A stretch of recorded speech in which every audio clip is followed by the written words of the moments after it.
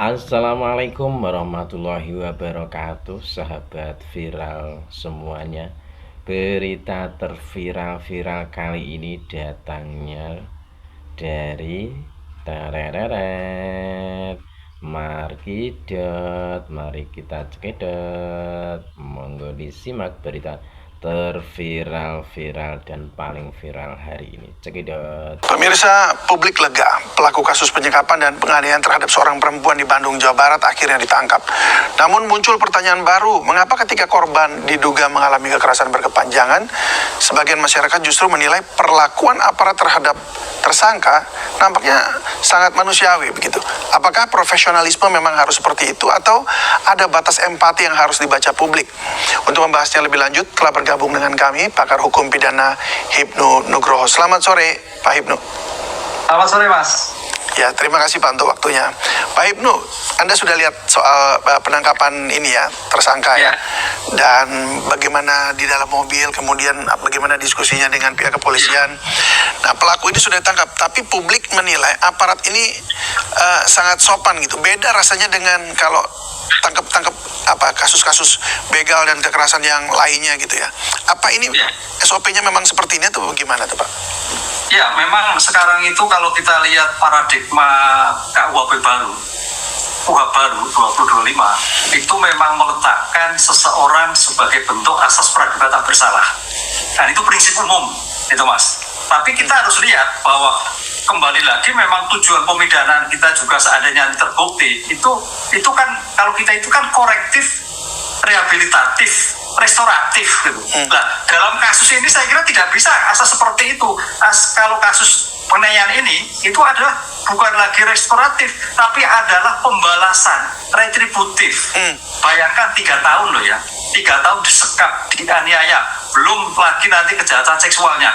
Ini saya kira suatu luar biasa. Nah, konsep inilah yang kadang-kadang kalau kita melihat dalam suatu penerapan KUHP baru yang meletakkan hak asasi tersangka terdakwa, ini memang harus bertanda petik dikecualikan dalam kasus apa, kan itulah. Nah, oleh karena itu penegak hukum juga harus melihat suatu case ini tidak serta-merta meletakkan sesuatu yang pelindungan HAM, tapi ini kasus yang sangat mensyaratkan, sangat menjadikan suatu celaka, sangat berat terjadi. Nah, gitulah. Ini sangat biadab lah. Oleh karena itu saya kira penegak hukum juga harus dikecualikan dalam kasus seperti ini sehingga publik tidak kecewa. Betul kalau mendapat seperti itu karena konsep awalnya memang seperti itu Mas. Pendekatan bukan retributif tapi rehabilitatif bahkan korektif. Nah, pertanyaannya, ini menyekap 3 tahun penganiayaan belum kejahatan seksual. Saya kira nggak pas kalau itu penerapan sebagai bentuk korektif atau rehabilitatif, tapi justru retributif sebagai bentuk pembalasan. Makanya kalau kita lihat beberapa tokoh hukum yang berat, begitu Mas. Ya, ini kan harusnya lebih kepada pembalasan ya. Tapi kalau kita agak tarik sedikit Pak, kalau kita lihat nih polisi lebih cepat menangkapnya ketika peristiwa ini sudah terjadi dan kemudian masuk laporan begitu. Tapi sebelumnya ketika ada mungkin dari pihak keluarga sudah kehilangan orang-orang ini, tapi nggak ada pencariannya seperti nggak jalan gitu. Itu apakah memang begitu juga begitu? Artinya tunggu ada peristiwa begini baru bisa dijalankan penyelidikan dan penyidikannya. Nah juga Mas, saya kira penegak hukum sudah sedemikian rupa ya. Cuma memang sekarang dengan dunia maya ini sebagai bentuk kontrol no viral no justice, itu saya kira suatu alat yang tepat untuk mendorong penegak hukum gercep dalam melakukan suatu tindakan penyelidikan dan penyidikan.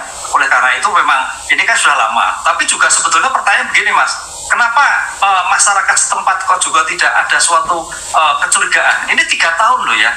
3 tahun apa yang terjadi kan gitu loh. Ini juga saya kira menjadikan konsep sosiologi masyarakat juga menjadi pertanyaan, kok ujuk-ujuk karena berita dari keluarga kok tidak ada kecurigaan dari masyarakat setempat bisa terjadi. Ini yang saya kira juga menjadikan suatu pembelajaran ke depan bahwa kita itu harus simpati pada lingkungan, pada keluarga, pada di mana kita bergaul dan sebagainya, sehingga sampai 3 tahun ini suatu luar biasa. Artinya memang pelaku ini canggih untuk menutupinya begitu. Nah Prof, ini kan tadi Anda katakan itu ya, maksudnya lingkungan kok kayaknya nggak memperhatikan begitu.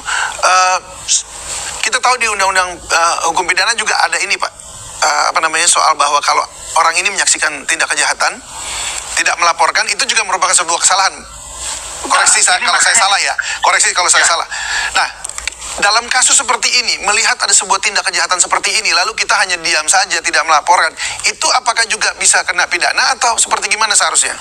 Nah, ini sebagian dari nanti Polda Jawa Barat tidak hanya mengungkap pelaku, tapi juga bagaimana mengembangkan lingkungan. Jangan-jangan ada pihak lain, jangan-jangan ada orang tahu, kan gitu. Ini yang saya kira, apakah hanya sendiri, saya kira juga perlu perdebatan. Disinilah orang saya tahu kira itu maksudnya ada orang yang bersekongkol begitu? Bukan, karena tadi tidak memahami tadi. Dia nggak bersekongkol, tapi tidak mau melaporkan, takut melaporkan. Nah, atau mungkin bisa juga ada yang membantu juga. Itu nggak tahu loh ya, nggak tahu. Makanya dalam kasus ini saya kira Polda tidak hanya membongkar masalah pelaku kemudian dalam 3 tahun, tapi juga bagaimana seluk-beluk selama 3 tahun ini. Apakah ada orang membantu, adakah orang mengetahui dan sebagainya.